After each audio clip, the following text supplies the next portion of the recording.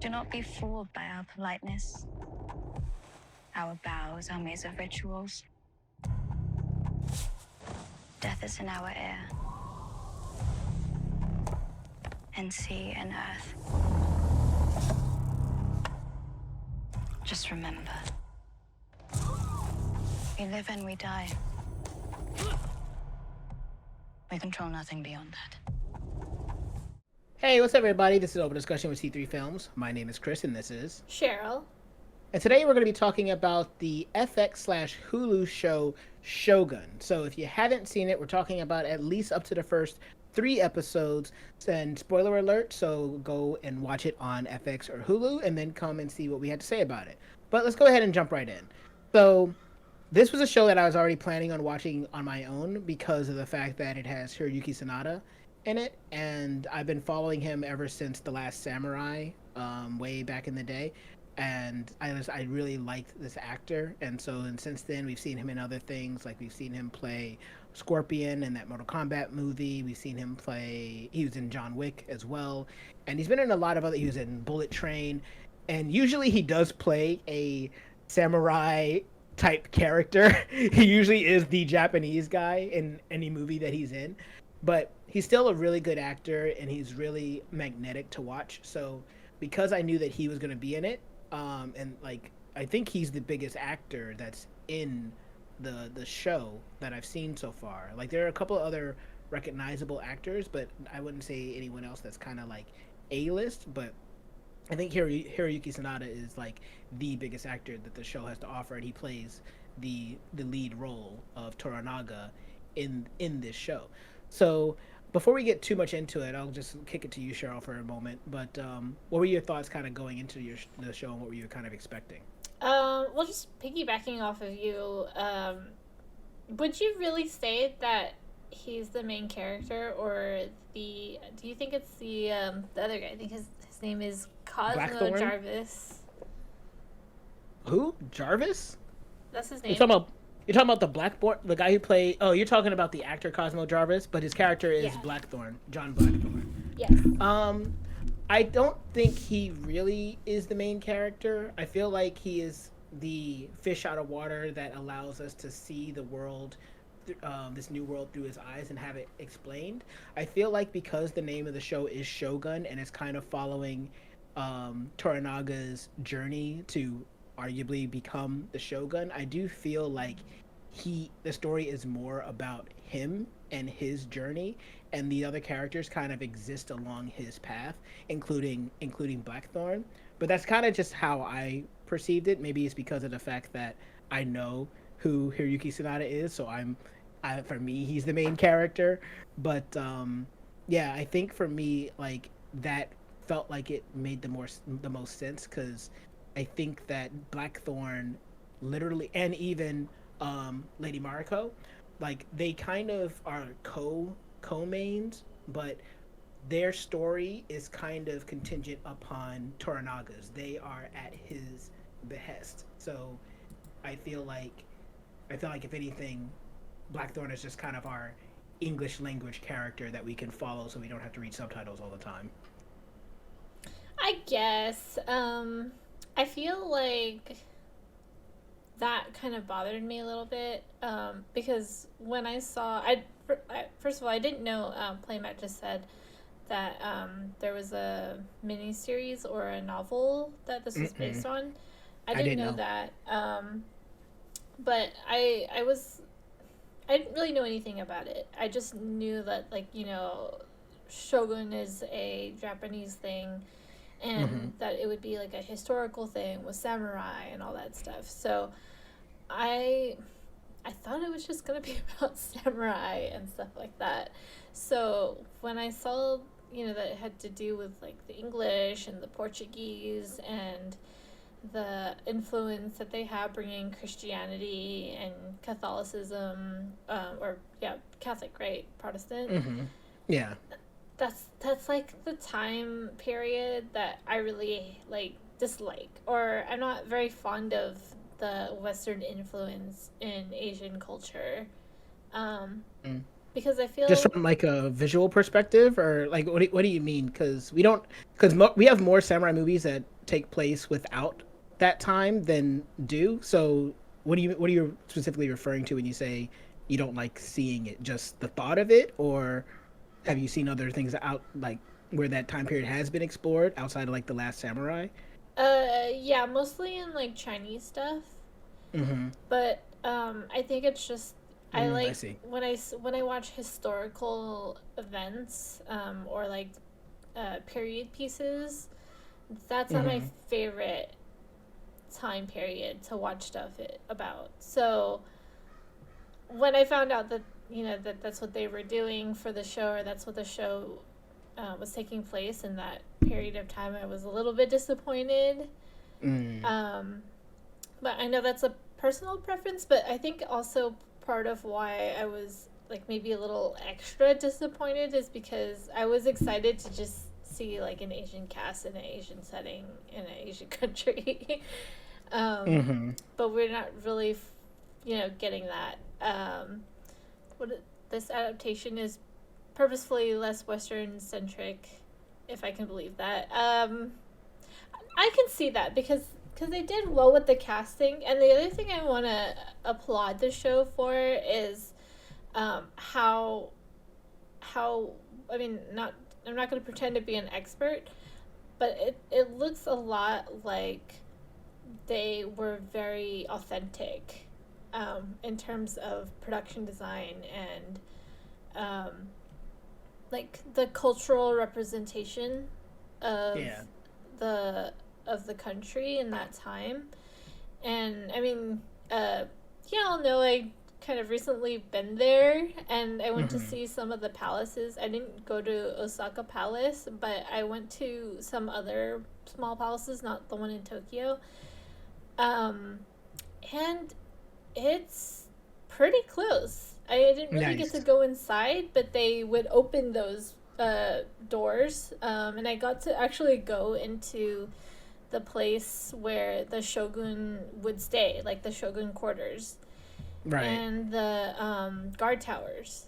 So Nice. I was like, that looks like very close to what I saw when I was there, and it's really cool. So Mhm. and even the gardens and the way they walk and the way they do their hairstyles and their costumes and stuff are all very, while I'm watching it, I'm like, I feel like I'm being taken back to when I was there, Mhm.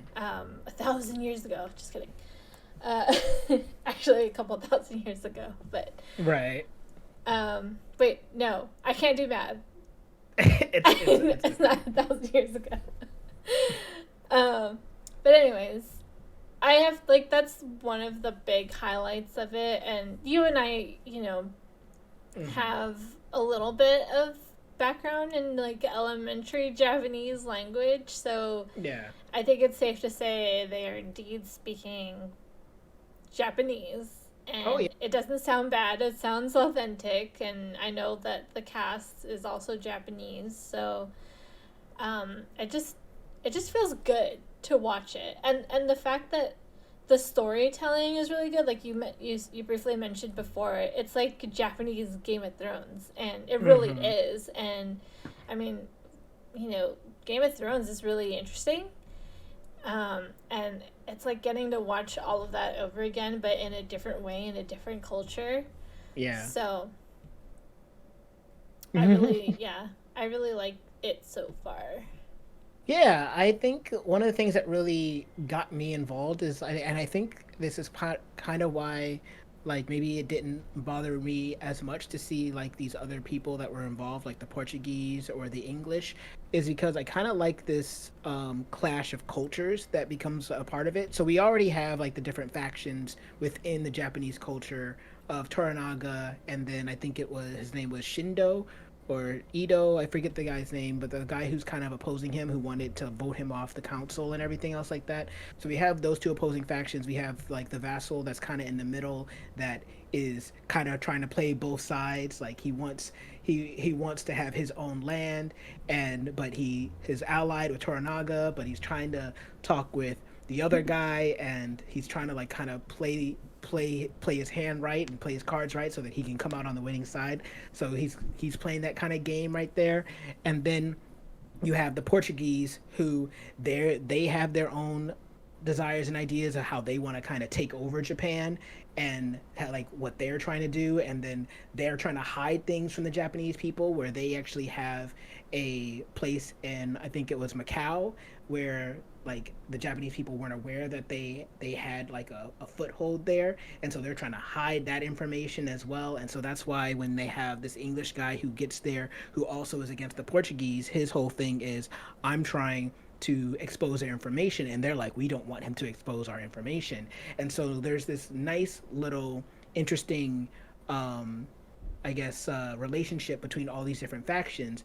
And then there's like cool things they do where you have this guy who can't speak Japanese, but he has a Portuguese translator who hates him and basically is translating against his behalf, and he has to try to figure out how to give a different vibe than what the person is saying who is lying, because he doesn't want to die. So like that's another thing I hadn't really seen before, where you have this guy who is in this negative situation where he has a translator who isn't translating properly, and so now he has to figure out how to get his actual feelings across without the translator, because the translator is just flat out lying. So there's like a lot of interesting things that the show does like that. So I think, like, for the most part, a lot of the stuff that the show does, I think, is great. I love the costume design. I love the characters. The only thing that I just don't really need is for Mariko to become a love interest. That is like that's my line. That's where I was like, okay, guys, we don't need that. We don't need to see yet another example of this guy coming from overseas and like, you know, and then hooking up with this girl and blah blah blah blah. Like we've been there, done that. It's fine. It's fine if he's just like this character who is now in this world, and you know he has to figure out how to survive, and they want something from him, he wants something from them, and we get to see how that interplays with all these different characters. But from just the standpoint of seeing how Christianity, how Protestantism, how Catholicism, all these like how all these religions had an effect on Japan, but then how all of this Western influence that came into a predominantly or previously isolationist country, and how it slowly started to warp and change that country, in some cases for some benefits, in other cases for more of a negative, and how that culture either thrived through it or how some of that culture like was lost because of it. Those are the elements that I find like very interesting, and in many ways like I kind of watch because I want to see how this culture pushes back. How do they push back, and how do they secure their future for themselves to this foreign entity who is coming in and actively trying to take things away from them, and trying to do it without them even realizing that they're being taken away. So it's just those little things. I think my favorite scene is when Blackthorn is telling the group, everyone in the group, that like he's asked to draw a map of the world as he knows it in the ground. Mm-hmm. And then he basically tells them that the rest of the world has made an agreement that they can claim undiscovered land. Such a good scene. Yes. And like just knowing like, because I learned a little, like, you know, in my classes I've learned that Japanese culture was very, I mean, they were very, you know, kind of not egocentric, but they maybe a little bit. But I think like their translation of Japan is like Empire of the Sun. Mm-hmm. And it's very like, they are very proud and they're very like empowered, and hearing that and seeing the outrage on his face, like how dare they think that they can just the arrogance. Yeah, exactly. And I love that, because I was like, I feel that anger, because I mean it's not just Japan, right? It's a lot of other countries that have India, the Americas, everything. Yeah. Yeah, exactly. So I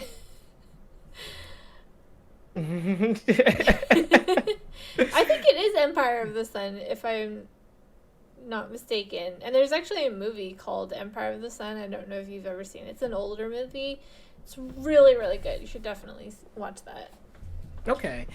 But yeah, no, like I was actually you beat me to it. I was literally just about to bring up that same scene because I remember watching that and just like to hear it said out loud that a certain group of people said that no matter who else lives in these parts of the world, it's undiscovered for us. So when we discover it, it's ours. And like, yeah, it's really crazy to see on the look on Tornaga and everyone else's faces when they realize just how big the world actually is.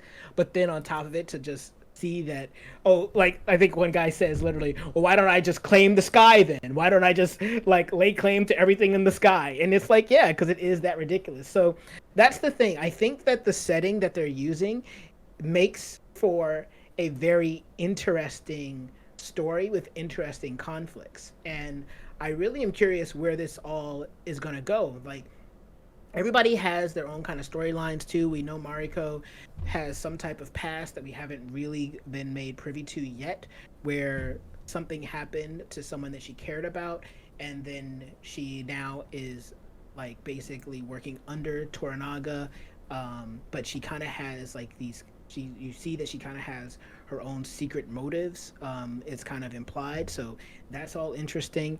It's also very interesting to see how people react, how someone would react when you go to a new culture, a new land, and you find out that this guy is about to kill himself. And if you've never seen that before, it would surprise the heck out of you. So I like that's the thing. Like I think that because of the fact that we have people who are not a part of this culture that are experiencing it and getting to see how they react, like these things that we can kind of take for granted now because we just understand that that's just the way they were.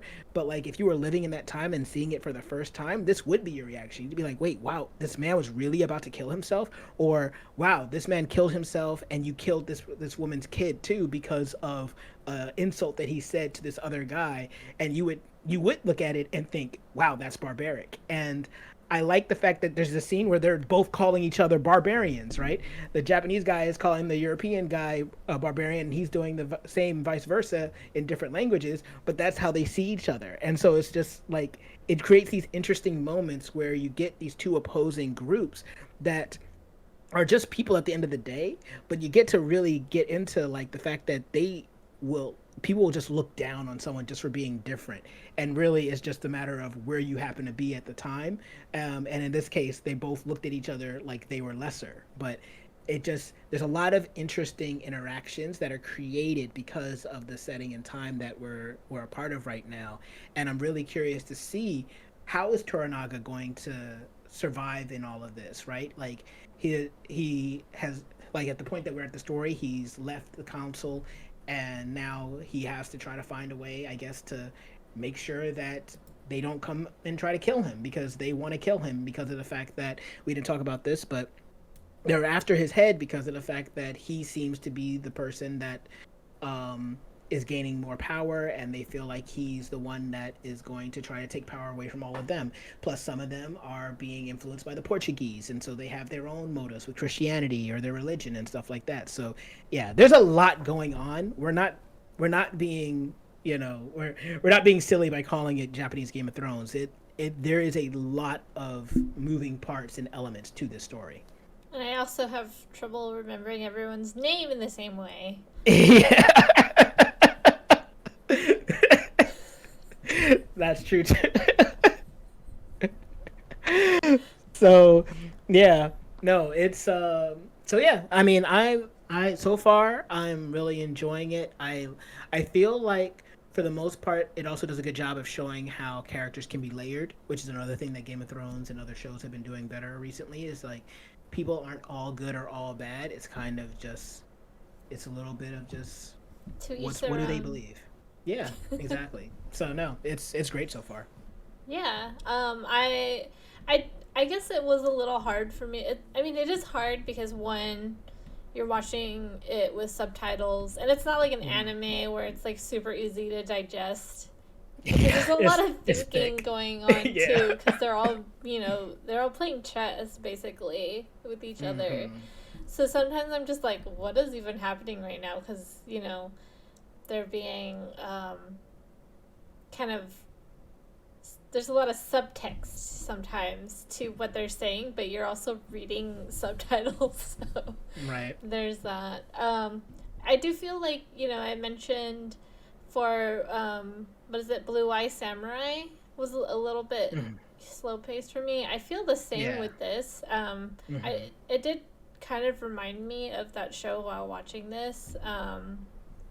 Also because they kind of take place in around the same time period. Yeah, it's kind of it's very similar because I guess like Blue Eye Samurai is another example of like the Western influence coming into Japan. Yeah, that's true.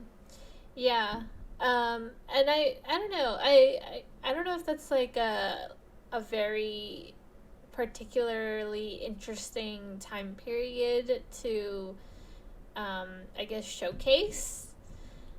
Because I guess that's sort of what we have seen so far out of these two. Yeah, and I think it's probably just because maybe if we do a show and tell at some point, we can talk about this game that's coming out called Rise of the Ronin, but it also takes place in the Bakumatsu era, which is the time when Matthew Perry first arrived on Japanese soil and ended Japanese isolation. But I think that maybe one of the reasons why they look at this as such an interesting point is because it is a huge turning point for Japan, because Japan had been an isolationist country literally for thousands of years up until this point. And so the idea, the opening up of realizing that there's other cultures, these other people that look different than us, and all this other technology that we weren't aware of, like, I think that that's probably one of the reasons why it's being more explored now, because it is such a huge change in that country during that time. Shogun was published 12 years before the first Game of Thrones book, so there's a Shogun and White Shogun. I was gonna say British Shogun. Is what's his name, George R.R. Martin, British? I think he's British, yeah. Ah, okay. Be more politically correct, man. maybe he read Shogun. It wouldn't be the first time a creator was inspired by works from the countries of Asia. Or like how Harry Potter is basically Star Wars. Oh yeah, basically that. Or how what is it? The Departed is basically based off of another Asian film. It's almost like verbatim. So yeah, this happens in horror movies too. This happens a lot. So I wouldn't be surprised, but I'd be curious to see more about the books, because I'm curious. I'm wondering how in depth the books really go, with this kind of political and religious intrigue, as well as these character backstories and stuff like that. But yeah, so I would say so far so good. I've been watching it week to week. It's the only show I've been watching week to week, and I probably will continue watching it. I will say the show kind of surprised me though, because I know that it's labeled as a FX and Hulu show, and so that made me think that it came on FX network. I don't have regular television, so I'm not sure, but I was surprised because of the fact that it has a lot of it has nudity and sex in it, and I don't think I was expecting it. Like, FX has always been kind of on the line, but it's never had full on just nudity, because it was still coming on cable television. But when you see this, it looks like you're watching an HBO show. It looks like watching a Netflix show. So I wasn't sure if it was premiering the same way on FX, or if there was a censored version on FX and we're watching the uncensored version on streaming. But that did kind of catch me off guard. Yeah, I feel like everyone's stepping up their game now because of just it's more modern, I guess, to be more realistic, and that means naked people, I guess. I mean, that is our natural form. I guess so. But yeah, that's basically everything for me. I'm excited to see more on the show and to see where it goes. But is there anything else that you kind of wanted to get into that we didn't get a chance to, because we've kind of been jumping all over the place? No, I don't think so. besides, I mean, I mentioned my favorite scene, but I think the whole boat thing was pretty cool too. Oh my gosh, yes. That was pretty exciting, and I mean, it looks really good. Like they really did really well with the production design and the CGI, visual effects, and everything. So, like, if this was a movie, I'd for sure see it being the Oscars. Oh yeah, it's really good, and the I love the opening title crawl sequence that they do. Like that's also very cool. Also feels very Game of Thrones in that way. But I want to talk about that character briefly. The Spaniard character. If there's anything that I can take away from this show, is that if you want to learn creative ways to insult somebody, you watch this show. They have some of the most beautiful assortment of strung together forms of insults into one coherent long insult that it is just phenomenal, and it makes me laugh every time, where I'm like, I didn't even know you could use those combination of words to insult somebody, but it's pretty good. But I like the fact that that character didn't have any real love or any hate even for Blackthorn, but by the end he respected him enough to be like, I'm not going to kill this guy. I'm not going to crash into his ship and cause him to capsize. I'm gonna let him through.